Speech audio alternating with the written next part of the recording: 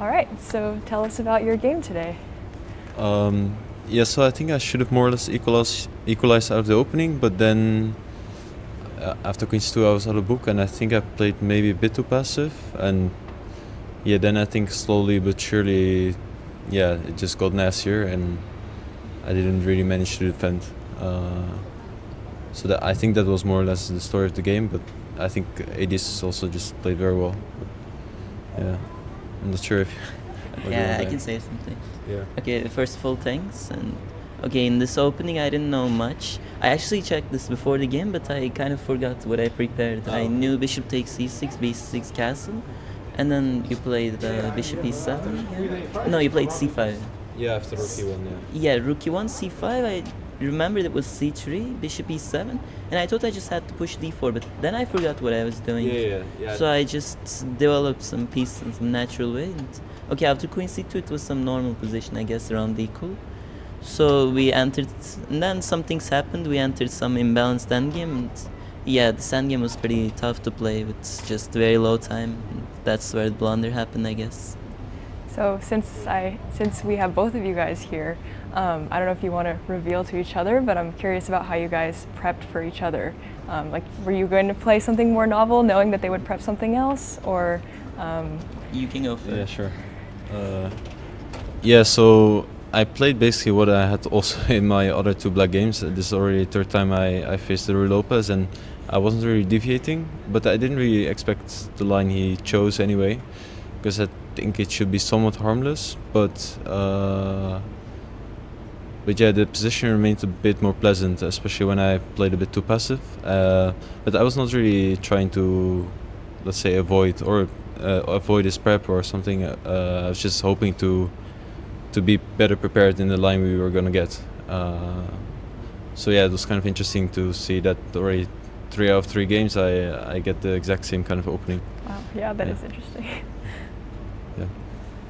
Well, okay, we already played quite a lot of games, so I mean, basically I was expecting almost any kind of move, and I also checked this, but it would be great if I remembered my preparation, but I guess I just couldn't. And what was something that you guys maybe were surprised about or impressed by from your opponent, like, during the game? Okay, for me, I just thought like you wouldn't know this opening so much. I mean, bishop c6 is not so popular, but you still knew this rook e8 and so on, like, until queen c2. So that was the most surprising part for me. Yeah, and I think Ediz kind of kept on the pressure very well. He kept he never gave me an easy way out, and I think also he, at the right moment, kind of put me under the biggest pressure. So I had to make a difficult choice on maybe move 38 or something when I was down to like 2 minutes, and then it got just too difficult for me. And what does post-tournament analysis look like for you guys? Are you guys going to analyze together? Are you guys going to go back individually and check the engine for certain positions, or try to solve it yourself and see what you missed? Yes, for me, every day I just talk to my opponent about the game, just trying to learn from them as well, and discuss our thoughts. And then after, when I get back to the hotel, I'll check what I missed or didn't see with the engine. Yeah. Well, for me, I usually talk to my opponent after the game also, but I usually don't check my mistakes after the game, I mean, immediately, because my coach usually wants me to, not check, so he can ask some questions on where I missed stuff and so on. Okay. And then last question, when you're analyzing your games after, do you write down your thoughts, like when you input the games and you write down your thoughts about like things that you calculated, or how do you recommend best like learning from your games afterwards?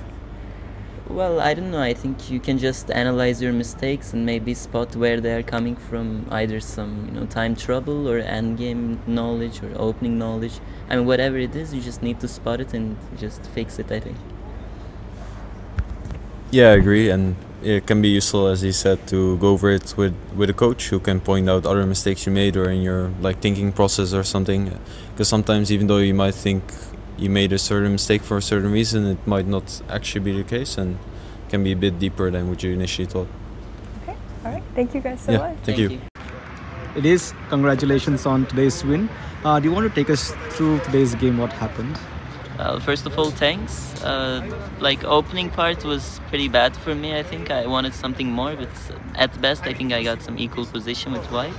But my opponent also knew very well, so I have to give credit to him. After that, we had some interesting original position where we entered some endgame. I tried to trade queens, and I did.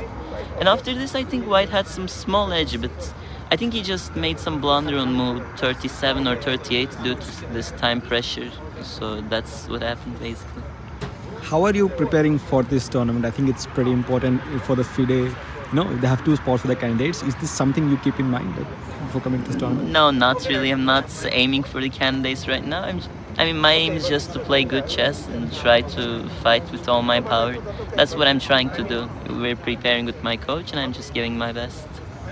And how happy are you with your performance in this tournament so far? Like 4 rounds down, and how happy? Okay, I was a bit unhappy before this round because was it yesterday?